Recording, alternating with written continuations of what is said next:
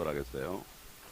어, 옛날 구약 시대의 선지자들은 특히 다니엘 같은 사람은 하나님께서 말씀을 주신 후에 이것은 먼 훗날의 일이니까 너는 쉬다가 나중에 업을 누리라 이렇게 말했습니다. 그리고 바울 같은 또 베드로 같은 성령이 이 땅에 오시고 거듭났던 성도들은 그들이 세상을 떠나자마자 지금 하늘에 주님과 함께 있습니다. 네, 저와 여러분들은 이제 주님이 오시기 직전에 살기 때문에 우리는 정말 이제는 급박한 마음으로 앞으로 될 일들을 알아야 되는 겁니다. 옛날 초대 성도들은 하늘에서 기다리고 있습니다. 그들은 주님과 함께 이 지상에 내려올 그 준비를 하고 있을 겁니다. 우리는 이 땅에 지금 있습니다. 성녀로 거듭난 하나님의 사람, 우리의 영은 하늘에 있지만은 하나님의 영이 우리 안에 있어서 저들과 똑같이 우리도 하나님의 나라에 살고 있습니다. 물론 그 하나님의 나라가 우리 마음에 있습니다. 그렇기 때문에 옛날 구약 성도들 또 초대교회 성도들 지금 참 마지막 때 살고 있는 우리들이 한 영 안에서 참 주님의 유업을 누릴 것을 바라볼 수 있어야 됩니다. 그러나 불행하게도 정말 사단의 영이 역사를 해서 이 크리스찬들과 유대인들을 말살하려는 그러한 계속적인 참 활동을 해왔던 역사를 보게 되니까 그렇기 때문에 이 땅에 대한 소망이 완전히 없어져 버리고 여호와의 증인들은 그걸 알고 있어요. 그러나 그 사람들은 하늘의 걸 모르고 있어요. 유대인들도 땅의 것을 알고 있어요. 그러나 하늘의 것을 모르고 있어요. 그러나 우리는 하늘에서 누릴 영원한 유업과 이 땅에서 우리가 사는 동안에 참 주님과 함께 고난받음으로 누릴 수 있는 이 땅에서 잠깐 누릴 수 있는 업을 우리가 다 알지 않으면 균형 잡힌 신앙과 믿음을 가질 수가 없습니다. 그래서 우리가 요한계시록 12장에 보면은 그 사탄이가 수천 년 동안 역사하면서 하나님의 사람들을 괴롭혔던 그 사탄이가 직접 땅에 내려오는데 결국 내려와서 하는 일이 뭡니까?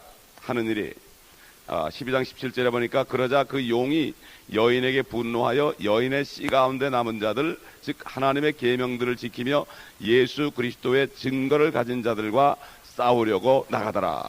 사탄의 표적이 바로 여인이라는 얘기예요. 이스라엘이라는 얘기예요. 지금 모든 세계 나라들이 이스라엘을 표적화해서 비방하고 있고 유엔도 지금 반 이스라엘 쪽으로 계속 흘러가고 있는 것을 우리가 볼 수가 있고 그저 미국하고 몇 나라 외에는 전부 반 이스라엘입니다. 이것이 왜 그런가?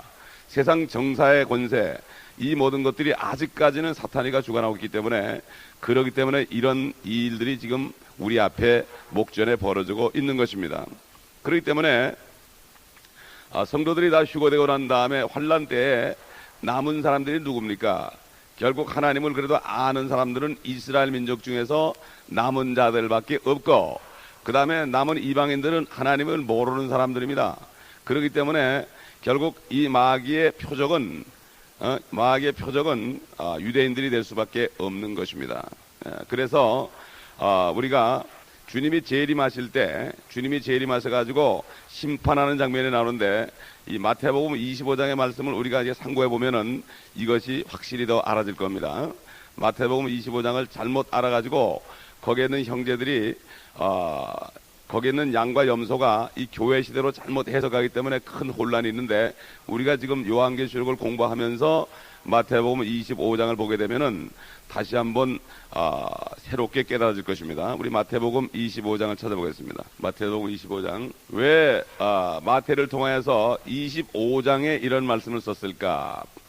28장에 쓰지 않고 왜 25장에 썼을까? 27장은 주님이 죽으시는 장면이 나옵니다. 바로 신약이 시작되는 27장입니다. 그렇기 때문에 유언한 자가 죽지 아니하면 그 유언이 효력이 없다고 그랬습니다. 바로 유언은 주님이 죽으시면은 이제 그 피를 통해서 모든 사람들이 믿기만 하면은 다 구원을 받고 성녀로 거듭나는 이러한 놀라운 신약, 구약이 아니고 그 신약이 바로 마태복음 27장 어디부터 시작되는가 하면은 정확하게 얘기하면은 마태복음 27장 50절입니다.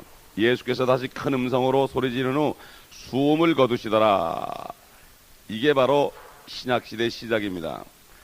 그러니까 51절부터 성전 휘장이 찢어졌잖아요. 구약에 있던 성전, 지성소와 성소를 가르는 그러한 휘장이 찢어지니까 누구든지 지성소로 들어갈 수 있게 된 겁니다.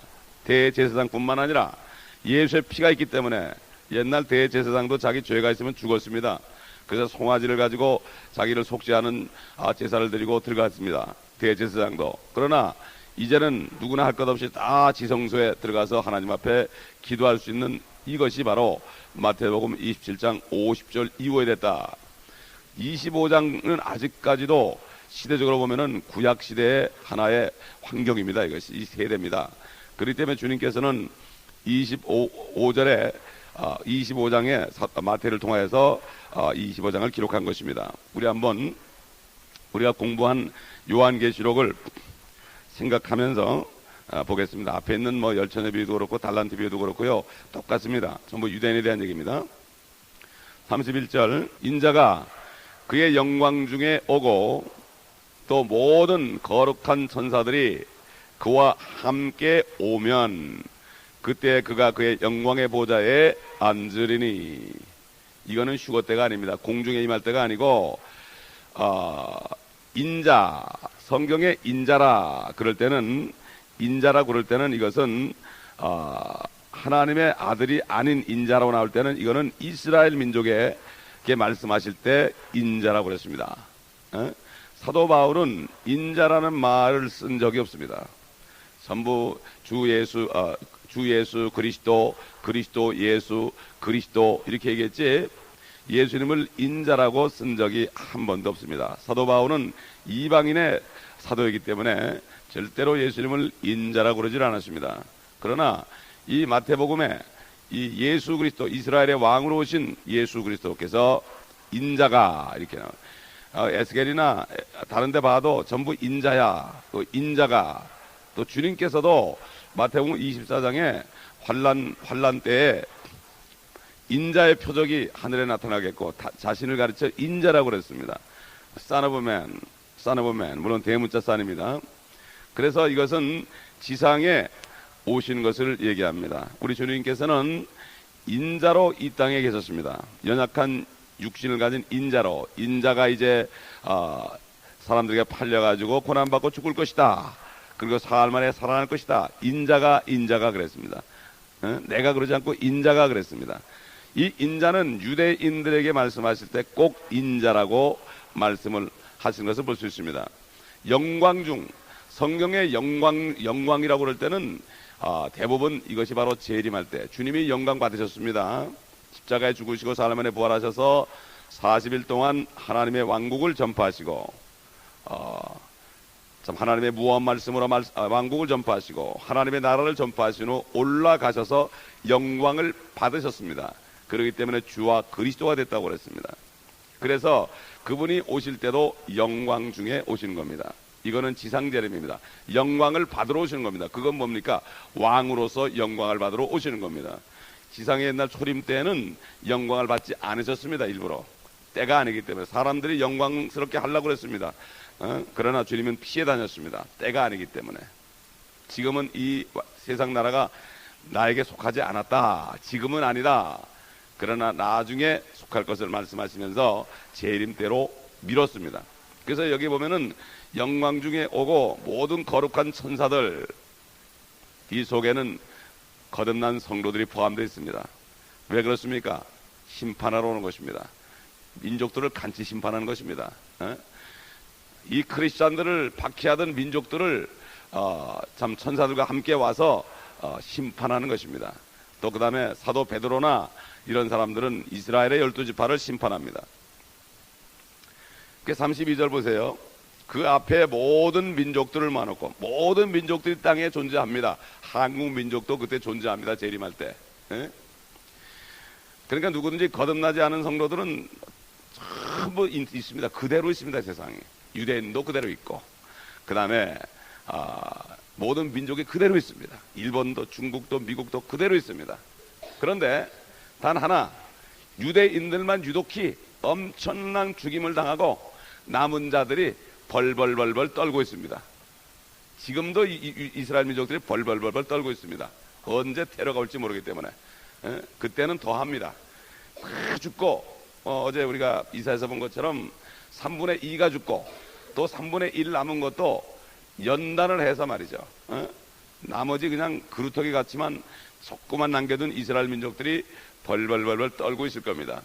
그때 주님께서 영광에 오셔서 이제 모든 민족들을 모아놨습니다. 핍박한 모든 민족들을 모아놨습니다. 물론 그 중에는 이스라엘을 도운 민족들도 있을 겁니다. 미국처럼. 그건 잘 모르겠어요. 그러나 여기 성경에 보게 되면은 이제 그들이 나옵니다. 그래서 그 앞에 모든 민족들을 모아놓고 마치 목자가 양들을 염소들에서 갈라놓듯이 그들을 따라 갈라놓으리라. 이제 민족들을 갈라놓습니다. 그리하여 양들은 그 오른편에, 염소들은 그의 왼편에 세워두고. 양과 염소가 나옵니다. 그 다음에 34절, 왕이, 우리 주님이죠. 왕이 그 오른편에 있는 사람들에게 말하기를, 오라, 내 아버지의 복을 받은 자들아, 세상의 기초가 놓인 죄로 너희를 위하여 준비한 그 왕국을 이어받으라. 그렇습니다. 왕국을 이어받으라. 무슨 왕입니까? 이 지상의 왕국을 이어받으라 이거예요. 예? 지상에도 사람이 삽니다. 다 없어지는 게 아닙니다. 이는 내가 굶주렸을 때 너희가 먹을 것을 주었으며, 내가 목마를 때 마실 것을 주었도다. 내가 나그네였을 때 대접하였고, 또 내가 헐벗었을 때 입혀주었으며, 내가 병들었을 때 문안해 주었고, 내가 감옥에 갇혔을 때 찾아와 주었도다 하리라. 그때에 의인들이, 양이죠, 의인들이 주께 대답해 말씀드리기를. 여기 의인이라는 게 지금 우리 같이 예수 믿고 성령 거듭나는 의인이 아닙니다. 행위로서 그들이 의인의 이름을 받은 거예요. 그 왜 의인이 됐는가 보십시다. 주께 대답하여 말씀드리기를, 주여, 언제 우리가 주께서 굶주리신 것을 보고 잡수실 것을 드렸으며 목마르실 때 마실 것을 드렸나이까? 언제 우리가 주께서 나그네 되신 것을 보고 대접해 드렸으며 헐 벗으셨을 때 입을 것을 드렸나이까? 언제 우리가 주께서 병든 것을 보았으며 또 감옥에 갇히셨을 때 찾아뵈었나이까? 라고 하니라. 그러나 왕이 대답하여 그들에게 말하기를, 진실로 진실로 내가 너희에게 말하노니 여기 내 형제 가운데, 여기 내 형제가 누굽니까? 지상에 주님의 형제 유일한 게 누굽니까? 우리입니까? 우리는 하늘을 걸어 내려왔죠. 여기 내 형제에게, 유대인들을 얘기합니다. 환난을 통과한 유대인들, 여기 내 형제에게, 왜? 예수님도 유대인이기 때문에 내 형제 가운데 가장 작은 자 하나에게 한 것이 곧 나에게 한 것이니라. 이 사람들은 그 유대인에게 의를 행한 거, 뭐 병들었을 때 찾아오고 감옥에 갇혔을 때 찾아오고 먹을 것이 없을 때 먹을 것을 주고 헐벗을 때 입혀주고, 이렇게 육신적인 일을 한 것을 의로 여겨가지고 양이라고 그랬습니다. 41절 보니까 그때 왕이 왼편에 있는 자들에게도 말하기를, 너희 저주받은 자들아, 내게서 떠나 마귀와 그의 천사들을 위하여 준비한 영원한 불 속으로 들어가라. 너희는 내가 굶주렸을 때 먹을 것을 주지 아니하였고, 내가 목말랐을 때 마실 것을 주지 아니하였으며, 내가 나그네 되었을 때 대접하지 아니하였고, 내가 헐벗었을 때 입을 것을 주지 아니하였으며, 병들고 감옥에 갇혔을 때 문안 오지도 아니하였느니라 하니라. 여기 보면요, 네가 왜 나를 믿지 않고 구원을 받지 않느냐 이렇게 얘기 안 했어요. 구원 얘기가 아닙니다. 이거 완전히 다른 거예요. 그래서 어떤 목사님들은 뭐 얘기 들어보니까, 이것은 구원받는 예외라고 그래. 다 의대로 구원받는데 요 사람들만 구원 은혜로 받는 게 아니라는 거예요. 이게 시대를 몰라 그러는 거예요. 이거는 환난 끝에 재림할 때입니다. 이게 이미 은혜 시대가 다 지난 후에요. 그렇기 때문에 이 지상에서 유대인들을 돌본 사람들, 말씀대로죠. 주님이 이 땅에 오기 전에도 아브라함에게 그랬잖아요. 너를 축복하는 자들을 내가 축복하고 너를 저주하는 자들을 저주할 것이다 그랬고, 역사적으로 이스라엘 민족을 축복한 민족들은 복을 받았어요. 미국처럼. 그렇죠? 복을 받았습니다. 그러나 저주한 민족들은 다 저주를 받았죠. 스페인이나 일본이나 독일이나 이탈리아나 이 모든 나라들 다 저주받았습니다. 이건 실질적으로 역사가 증명합니다. 마지막 저주받을 나라가 어디입니까? 바로 바티칸입니다. 그렇기 때문에 아직 이르지 않아서 그렇죠. 우리가 성경을 통해서 미리 볼 수 있을 것입니다. 어제도 어떤 저희 교회 17살 된 자매가 전화가 왔어요. 밤에 9시가 넘어 전화가 왔어요. 왜 전화 걸었냐 그랬더니, 내 친구가 캐톨릭 신자인데요, 내가 전도했는데 교회 이번 주일날 온다고 그랬어요. 그러니까 목사님이 영접시켜 주세요 그러더라고. 얼마나 감사한지요. 얼마나 감사한지. 예? 그 영혼을 사랑해서 캐톨릭에 대해 깨달았으니까 그 아버지가 설명을 잘해줬거든. 예? 아버지가 목사니까 설명을 잘해줬단 말이에요. 매일 가르쳐서 성경을 집에서. 예? 그거 깨달으니까 얘가 친구 중에 보면은 불쌍한 거야. 그 얘기가 전도를 한 거예요. 자기가 잘 못하니까 오게 되면은 꼭 영접을 시켜달라고 어제 전화가 왔더라고요. 얼마나 위로가 되는지요. 예? 참 그것처럼 위로가 되는 게 없습니다. 참 목회자로서 말이죠. 44절 보겠습니다.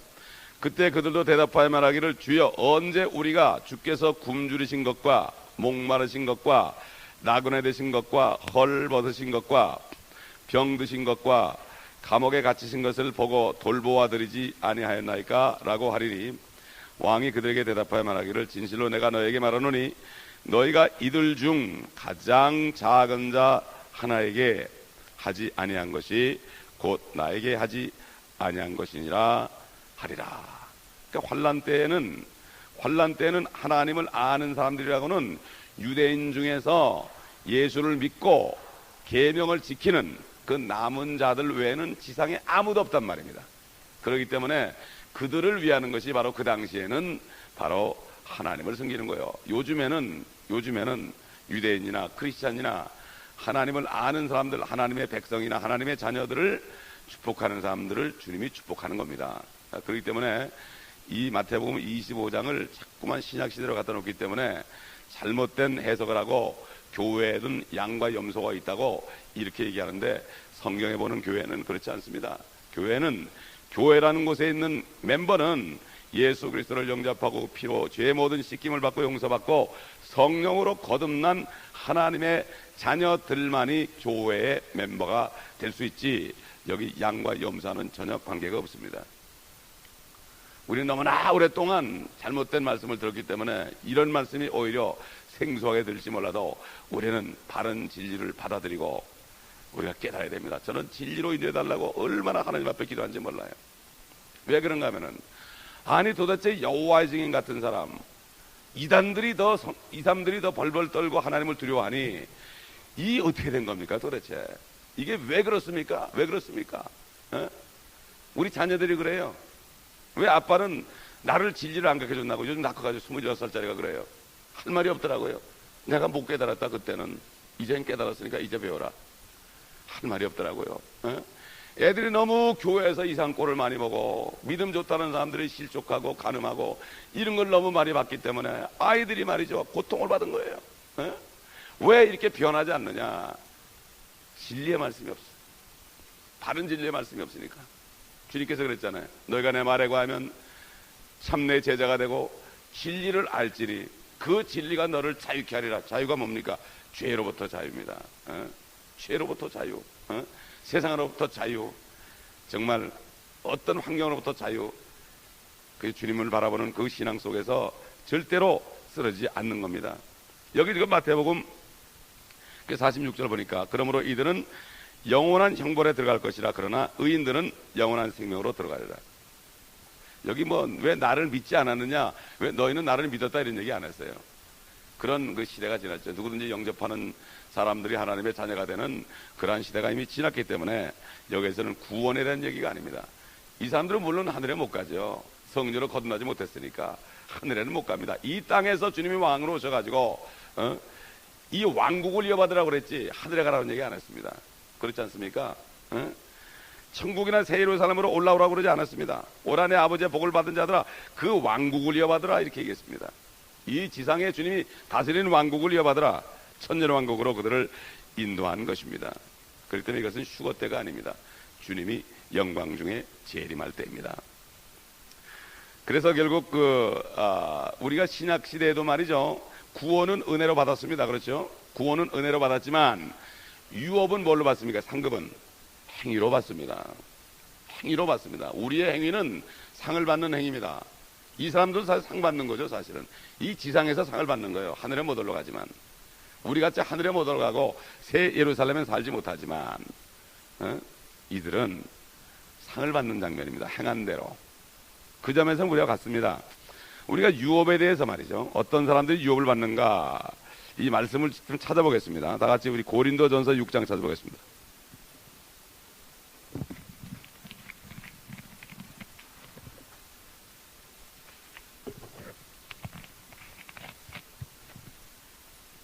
고린도전서 6장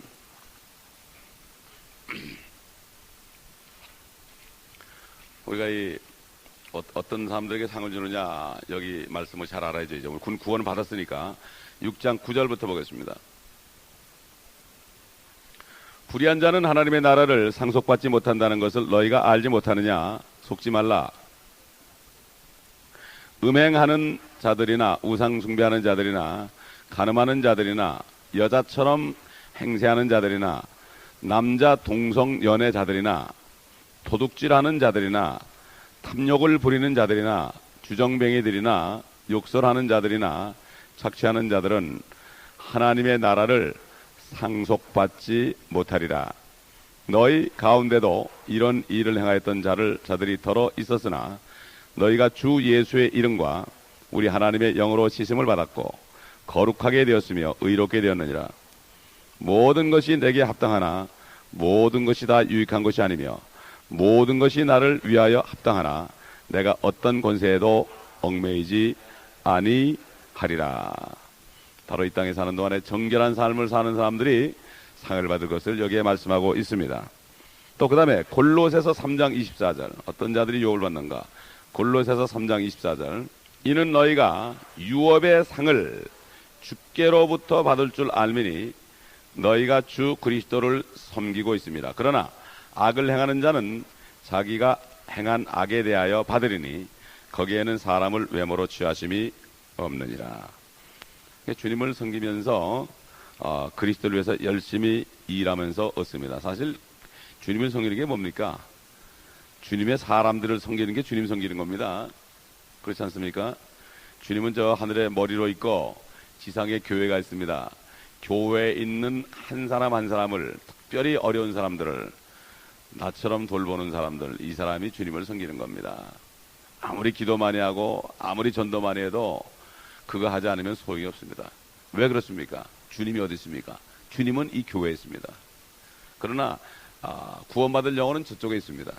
주님을 섬기는 것은 뭡니까? 상은 뭡니까? 상은 그 구원받은 사람들을 극진히 위할 때 말로만 할 것이 아니라 정말 내 것을 줘가면서 이렇게 할 때 바로 상을 얻는 것입니다. 세 번째로 야고보서 2장 5절 보겠습니다.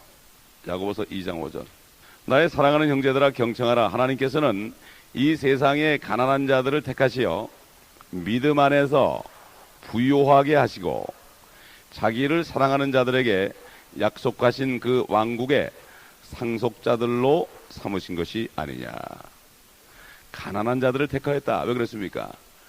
이 크리스찬들이 정말 복음 전도를 위해서 내가 가난해지고 이 세상의 부를 따라가지 않고 유혹을 따라가지 않고 유혹을 이기고 부해지려는 유혹을 이기고 주님만을 사랑하는 행위로서 얻는 그 바로 왕국의 상속자입니다. 그렇죠? 왕국의 상속자.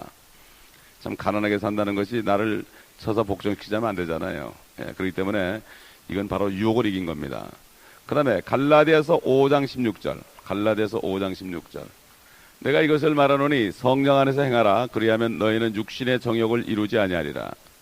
육신은 성령을 거슬러 욕심을 부리며 성령은 육신을 거스르나니 이들은 서로 반목하여서 너희가 하고자 하는 것을 하지 못하게 하느니라. 그러나 너희가 성령의 인도하심을 받는다면 너희는 율법 아래 있지 아니하느니라. 이제 육신의 일들은 분명히 나타나나니 곧 간음과 음행과 더러운 것과 음욕과 우상 숭배와 마술과 원수의 증과 다툼과 질투와 분노와 투쟁과 분열과 이단들과 시기와 살인과 술 취함과 흥청거림과 또 그와 같은 것들이라. 내가 전에 말한 바와 같이 미리 말하노니 그런 짓들을 하는 자들은 하나님의 나라를 상속받지 못할 것이라. 그러나 성령의 열매는 사랑과 기쁨과 화평과 오래 참음과 친절과 선함과 믿음과 온유와 절제니 그러한 것을 반대할 법이 없느니라. 그리스도께 속한 사람들은 그 육신을 욕정과 정욕과 함께 십자가에서 처형하였느니라. 하였느니라. 만일 우리가 성령 안에서 산다면 또한 성령 안에서 행하자. 서로 격분시키고 서로 시기함으로써 헛된 영광을 구하지 말자. 결국 성령을 쫓아 행하는 사람들, 성령의 열매를 맺는 사람들, 이런 사람들에게 바로 상이 있습니다. 사실 성령의 열매를 맺게 되면 말이죠, 그 열매를 통해서 많은 사람들이 구원을 받을 뿐만 아니라 교회에 들어와서 제자가 됩니다. 교회에 들어와 제자가 됩니다. 그렇기 때문에 참 중요한 것은 뭔가 하면은 우리가 다른 민족을 가서 전도도 많이 해야 됩니다. 다른 민족에 가서 전도하라는 게 주의 지상 명령이기 때문에, 그리고 또 동시에 우리가 한국 사람들이기 때문에 한국 사람들을 전도해서 한국 교회에 인도해서 그들이 그리스도의 제자가 될 때까지 해산의 고통을 하는 게 굉장히 중요합니다. 그래서 어떤 분은 그래요.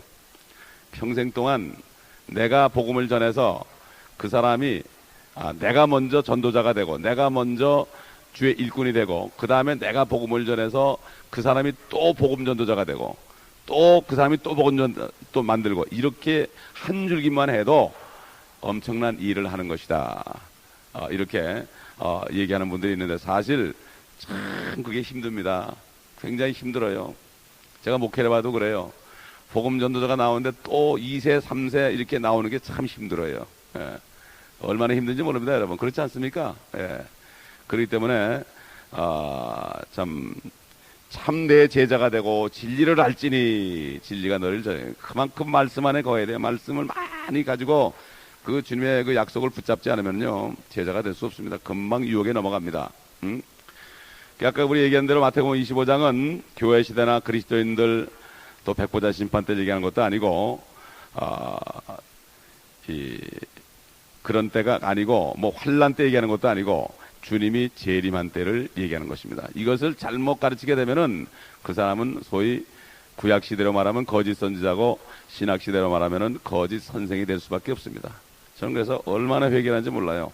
옛날에 잘못 가르친 거를 얼마나 회개하는지 모르고 옛날에 잘못 가르친 테이프를 전부 버려버렸습니다. 쓰레기통에 그냥 다 버려버렸습니다. 몇 년 동안 한 걸 말이죠. 참 얼마나 그때 가슴이 아팠는지 몰라요. 어떤 목사님은 40년 동안 잘못 가르친 사람들을 돌아다니면서 잘못했다고 회개하는 목사도 있어요. 연세가 거의 70이 다 된 분인데 깨달으신다 말이죠. 보통 이래 겸손하기 때문에 그렇습니다. 우리가 그러면 이 시대에 이 시대에 믿은 우리를 포함한 그리스도인들은 어떻게 해서 어떻게 구원을 받았고 우리가 어떤 상태에 있는가 하는 것을 한번 종합적으로 한번 보겠습니다. 첫째, 우리는 영적으로 할례 받았습니다. 유대인은 육적인 할례죠. 영적인 할례. 골로새 2장 보겠습니다. 골로새 2장. 우리 13장 들어가기 전에 다시 한번 스크린하는 겁니다. 골로새 2장 11절 보십시다. 또한 너희가 그의 안에서 손으로 하지 아니한 할례를 받았으니 곧 그리스도의 할례로 육신의 죄들과 몸을 벗어버린 것이라. 이게 무슨 말입니까? 뭐 여러분 설명했지만 제가 사람이 있어요. 이렇게 사람이 있는데 옛날에는 몸과 혼과 영이 전부 그냥 삼위일체로 죄덩어리였습니다. 예수 그리스도를 믿는 순간에 영적인 할례가 뭔가 하면 이 우리 본체가 혼이니까 우리가 육신의 죄의 몸을 벗어버렸다. 테이크 오프. 벗어버린 거예요. 이게 바로 할례입니다. 그리스도의 할례. 그리스도의 칼로 손으로 하지 않고 그리스도께서 우리 안에 혼과 몸 사이를 비워버린 거예요. 벗어버리게 한 거예요. 그러니까 결국 뭡니까? 그렇기 때문에 예수 믿은 사람은 육신의 죄를 져도 그것 때문에 지옥은 안 가는 거예요. 상은 없지만 그것 때문에 지옥은 안 가는 거예요. 이게 구원의 영원한 보장입니다. 이게 바로 영적인 할례라 이런 얘기예요. 예? 영은 거듭나고 혼은 구원받고 육신은 나중에 버려버리고 새 몸을 입을 거니까 나중에 주님 오실 때 되면은 휴거될 때는 우리의 영과 혼과 몸이 삼위일체로 의롭게 다 되는 겁니다. 이게 바로 우리가 말하는 마지막 구원의 순간입니다. 몸의 구속입니다. 이게 사도 바울은 그것을 기다렸습니다. 하나님의 주님을 따라가는 모든 사람들은 그걸 기다립니다. 몸을 벗어나게 기다립니다. 예? 육체 안에 있는 동안에 이 몸을 쳐서 복종시킵니다. 그 다음에 두 번째로 우리 요한복음 3장에 찾아볼 필요 없죠. 거듭났죠. 우리는 이미 성령으로 거듭났습니다. 짐승들은 한 번밖에 못 태어납니다. 그러나 예수 그리스도를 영접한 사람은 다시 한번 태어납니다. 이게 특권입니다. 그러면 짐승이나 사람이나 새들이나 물고기들이나 육신으로 태어난 건 똑같은 원리입니다. 똑같은 남성의 씨가 들어가서 여성의 태반에 들어가 가지고 그래가지고 새끼를 낳는 거예요. 그런 면에서 사람과 짐승과 새들과 물고기와 전혀 다를 게 하나도 없습니다. 그런 면에서는 원숭이와 사람하고도 다를 게 전혀 없습니다. 그러나 사람의 씨가 아닌 하나님의 씨를 받았기 때문에 우리는, 하나님의 씨가 우리 안에 있지 않습니까? 지금 잉태되어 있지 않습니까? 하나님의 씨, 복음의 말씀, 그 말씀과 성령의 역사를 통해서 우리 안에 이미 그리스도의 형상이 잉태되어 있단 말이에요. 형상이. 그러나 주님이 오실 때 이 몸으로부터 그리스도의 형상이 다시 한번 태어난다 이겁니다. 이게 바로 휴거입니다. 이게 두 번째 출생입니다. 네? 그렇기 때문에 우리는 그걸 소망하고 있는 거예요. 내 속에 주님의 형상이 들어있어요. 그러니까 내 안에 사는 게 그리스도다. 이게 바로 그런 얘기예요. 그리스도의 형상이 잉태되어 있다고 내 안에 주님이 오실 때 툭 튀어나올 때 그때는 어마어마한 모습이 됩니다. 그렇지 않습니까? 모든 짐승이나 사람이나 물고기에 씹으면은 조그맣잖아요. 고개 자라가지고 등치가 이런 사람도 낳지 않습니까? 등치가 이런 사람도 낳잖아요. 그 기적 아닙니까 이거? 키가 조그만 부모님들 밑에서 어떻게 보면 거인의 나타날 때도 있지 않습니까? 이건 기대할 수 없었던 얘기예요. 전혀 기대할 수 없는. 마찬가지로 우리가 태어날 때는 거인 정도가 아니라 주님의 모습으로 태어난다. 그래서 시편 17편 15절에 보면은 내가 깰 때에 주의 형상으로 만족하리다. 다윗은 그걸 알았습니다. 그렇기 때문에 그는 그것을 알고 그렇게 고백을 했던 것입니다. 옛날 구약시대에는 세 가지 유형이 있었죠. 어떤 사람은 성령이 오셨다가 떠난 사람이 있어요. 사울 같은 사람. 그때도 내주였습니다. 떠났어요. 그런데 일시적으로. 다윗은 끝까지 안 떠났어요. 그래가지고 그가 기도했잖아요. 주의 성령을 내게서 거두지 말아달라고. 사실 그 찬송을 안 하는 게 좋아요. 요즘에 주의 성령을 내게 거두지 마서 이 찬송 부르는데 그거는 성경적이 아니에요. 우리에게는 절대 거두질 않아요. 구약시대는 거둬가기 때문에 그렇게 기도한 거예요. 이 말씀을 배우면 그걸 안 해야 된다고. 지난주에 우리도 했는데 말이죠. 그거 안 해야 된다고 사실은. 그 다음에 들어왔다가 나갔다가 다시 들어오는 사람이 있어요. 삼손 같은 사람. 이런 유형이 있어요. 그러나 우리는 성령이 우리 안에 세 번째로 내주하십니다. 할렐루야. 떠나지 않습니다. 절대로. 이게 은혜입니다. 이게 은혜. 요한복음 14장에 있잖아요. 14장. 요한복음 14장 읽어보세요. 그 다음에 우리는 네 번째 성령으로 이미 완전히 인을 쳤습니다. 그렇죠? 에베소 1장에도 나오고 4장에도 나옵니다. 구속의 날까지 인쳤다. 보증이다. 성령의 인침은 바로 보증입니다. 유업의 보증이에요. 유업의 보증. 그 다음에 고린도전서 12장의 은사장에 보면은 우리가 한 성령으로 다 침례를 받았다. 그리스도 안으로 한번 곧 찾아봅시다. 고린도전서 12장 13절 보겠습니다. 유대인이나 이방인이나 종이나 자유인이나 한 성령에 의하여 우리 모두가 한 몸 안으로 침례를 받았으며, 침례입니다. 몸 안으로 들어간 거예요. 그래서 우리가 주 안에 있는 나에게 딴 근심이 있으랴. 그리스도 안에, 하나님 안에, 예수 안에, 바로 우리는 예수님의 몸 속에 들어가 있어요. 세상에 있지 않습니다. 그렇기 때문에 우리는 죄가 없는 거예요. 유일하게 예수님 몸 안에 밖에는 죄가 그 외에는 다 죄가 있죠. 세상에. 몸 안으로 침례를 받았으며 또 모두가 한 성령 안으로 마시게 됐느니라 그랬어요. 그러니까 이게 물 침례가 아닙니다. 물 세례가 아니에요. 이거를 세례라고 그러니까 이해가 안 가는 거죠. 잠기는 거예요. 완전히 잠긴 거예요. 우리 몸이 주님 안으로 들어간 거예요. 이게 바로 하나님의 나라로 들어간 겁니다. 우리는 영적인 하나의 위치 변화죠. 예? 이미 우리는 그리스도의 몸 안으로. 로마서 6장 보겠습니다. 로마서 6장. 침례가 7가지가 있어요. 성경에. 근데 자꾸 침례 그러면은 뭐 그냥 구원받을 때 받는 걸로만 아는데 7가지가 있어요. 침례가. 성경에 나온 침례가. 로마서 6장 3절 보겠습니다. 예수 그리스도 안으로 침례받은 우리가 그의 죽으심 안으로 침례받은 것을 알지 못하느냐. 예수 그리스도 안으로 침략받았다는 거예요. 우리가 이거는 우리가 물러받는 건 아닙니다. 그건 물러받는 침례가 아니에요. 이거는 예수 그리스도를 영접할 때 우리가 그분을 영접하는데 또 우리는 그 안에 들어가는 거예요. 우리 주님이 그랬죠. 내가 아버지 안에, 아버지가 내 안에, 이런 거예요. 영접할 때 주님이 우리 안에 계실 뿐만 아니라 우리도 주님 안에 있는 거예요. 그거 어떻게 하느냐고요? 성경에 얘기하니까 하는 거예요. 성경에. 이걸 느끼려고 그러면 안 돼. 느끼려고 그러면 사람들을 느끼려고 그래. 말씀을 절대 느끼는 게 아니에요. 말씀하면 이루어지는 거예요. 아멘. 그 요즘에 말씀 중심이 아니라니까. 말씀에 그렇게 하면 그렇고 아니면 아닌데 내 느낌 따라가. 옛날 누구한테 들은 얘기 따라간다고. 이게 문제예요. 이게. 그 요즘에 이게 사람들에게 복음 전하면 우리 목사님이 그러는데요. 우리 목사님이 그러는데요. 그러지 성경에 그런데 얘기 안 해요. 사람들이. 우리 목사님이 그러는데요. 옛날 유명한 그 부흥사 그러는데요. 이렇게 얘기하지 성경이 어떤가. 옛날 베레아 사람들은 그랬잖아요. 사도 바울이 복음을 전해도 성경에 그 말씀이 있는가 잘 상고했다고 그랬죠. 그 베레아도 그냥 귀신론자들이 가지고 이름을 따가지고 베레아 말만 들어도 그냥 사람들이 깜짝깜짝 놀라는데 사실은 베레아 사람들이 좋은 사람들입니다. 다 갖다 붙여놨어요. 그러니까 우리가 이렇게 성경을 전체적으로 자세히 읽지 않는다면 말이죠. 우리에게 임한 은혜와 환난 때 임할 은혜와 재림 때 임할 은혜와 또 노아 때 임했던 은혜와 에덴 동산에서 은했던 은혜 죄를 졌는데 주님이 가죽옷을 입혀줬잖아요. 구원했으면 이 은혜를 모른다는 거예요. 짬뽕이 되어 있습니다.